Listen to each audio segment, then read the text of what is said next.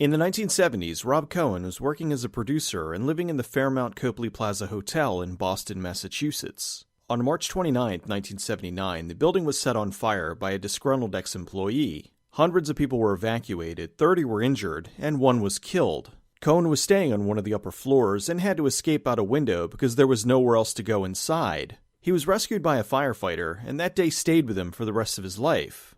Years later, Cohen moved on from producing to also directing. In the mid-90s, things were changing in Hollywood. Budgets were exploding, and due to the rise of computer animation, they were able to do things with effects that they couldn't do before. Studios were looking for different villains for movies, and now, aided with this new technology, they took a page from the 70s and greenlit numerous disaster films. Cohen was deciding what his next movie would be when he was sent a script for Daylight. He was immediately drawn to the project because it reminded him of his rescue back in '79. He never was able to properly thank the firefighter who rescued him and wanted to make the film as an homage to the guy who saved his life. The script was based off a real event that happened in the 1940s. A truck carrying a load of carbon disulfide, a highly flammable material, was in an accident in the Holland Tunnel. The explosion was so severe it almost caused the entire tunnel to collapse. Writer Leslie Boheim saw a picture of the incident in an old Life magazine, which inspired him to write the script. The movie was about a similar incident. A truck carrying flammable chemicals gets into an accident in the Holland Tunnel. The story revolved around the survivors trapped in the tunnel and a former EMS chief trying to save them. Cohen wanted Nicolas Cage for the lead, but the studio didn't agree. Cage had just won an Oscar for Leaving Las Vegas and at the time was considered to be more of a character actor. The studio wanted a bigger name, someone with more commercial appeal. Cohen called Sylvester Stallone and told him about Daylight, selling it as a worthy successor to Cliffhanger. Stallone told Cohen how he hates water, he hates the dark, and he's claustrophobic. In an interview, Cohen remembered he heard Stallone saying that he took the role for Cliffhanger to get over his fear of heights. He told Stallone if he took the job on Daylight, he'd be able to conquer a whole new series of phobias. He sent him the script and Stallone agreed to do it. He was also offered a rumored $17.5 million for the role, which probably helped. For the supporting cast, Cohen wanted to bring in a group of actors that weren't action stars. Actors that were more down-to-earth were real-life actors like Amy Brenneman, J.O. Saunders, and Stan Shaw. He did get one larger-than-life character, Viggo Mortensen, who played the overconfident mountain climber, Roy Nord. When casting the parts for the young criminals, Stallone suggested his son Sage. Cohen told him he would only cast him if he got the role on his own merits. Sage auditioned, and Cohen liked him so much, he cast him in the movie as Vincent. This was the second time the father and son worked together. The first time was when he played Rocky Jr. in Rocky V.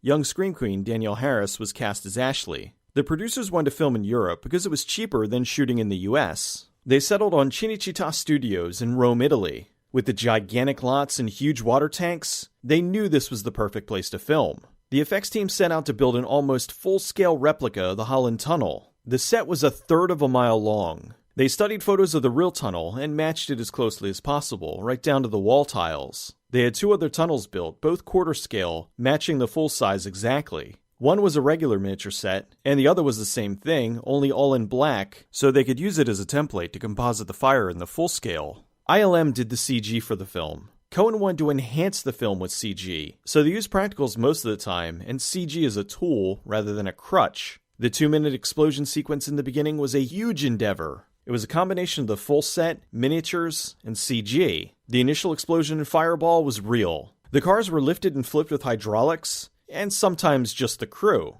The explosion outside the tunnel was full scale and used roughly 500 gallons of fuel. The collapsing entrance was a miniature. The buildings, river, and debris were all added in post. The shot early in the film with the camera flying over the cars in the tunnel was done by attaching a camera to a remote control helicopter and flying it through the set. 90% of the film was shot in Italy on set, but a few scenes, like this one, were in the actual location in New York. As the film progressed, the full-scale tunnel had to be redressed several times. As it continued to collapse, they made changes to the set accordingly. The sets were built on shaker motors, so they could move them around as the tunnel was collapsing. The studio fought with Cohen over something early on. The first action sequence wasn't with Stallone, but rather it was with Amy Brenneman. He wanted to show the heroics of an average person before the EMS arrived. The water tank they used held 100,000 gallons of liquid. The fan sequence was broken into 4 sets, each about 80 feet high. Stallone did most of his own stunts, which he regretted while trying to do the fan sequence. His first take of trying to climb through the fan blades, he got smacked in the head.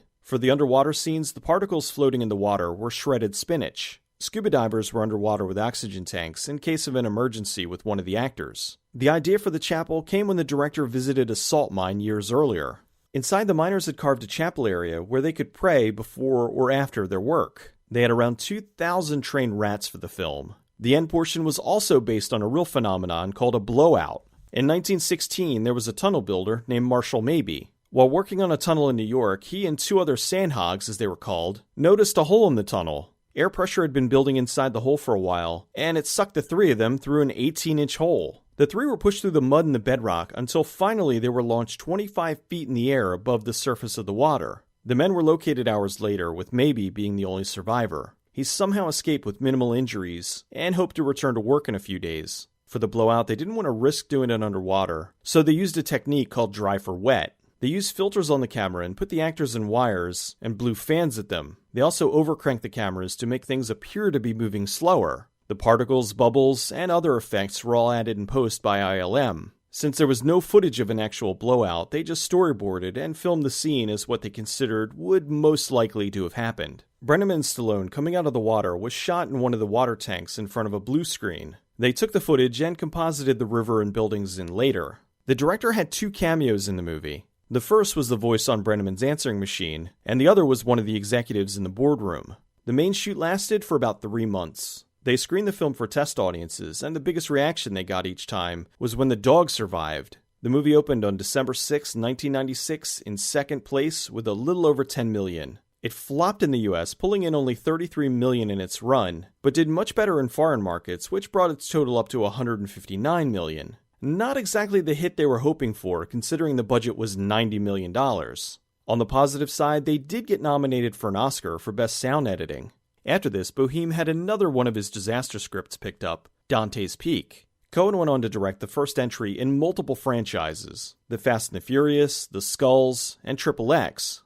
Daylight is a well-constructed action-adventure. Stallone gives one of his most humble performances and comes across fairly believable as an EMS agent, as opposed to an invincible action hero. He genuinely takes a beating in the film. Stallone said this was the hardest film he had ever done up to this point, and now that he was 50, said he was going to retire from action movies. He kept his word up until 2000, when he did the remake of the action crime drama, Get Carter. He's still making action films today, despite being over 70 years old. While Daylight is not as big a blockbuster as something like Twister, it's still one of the most unique and entertaining disaster films to come out of the 90s. Some of the blue screen work is dated, but the centerpiece, the explosion, was and still is incredibly impressive. Disaster films as a trend does seem to pop up every other decade or so. However, while the disaster films of the 70s and 90s are looked upon with fond memories, some of the more recent ones were simply disasters.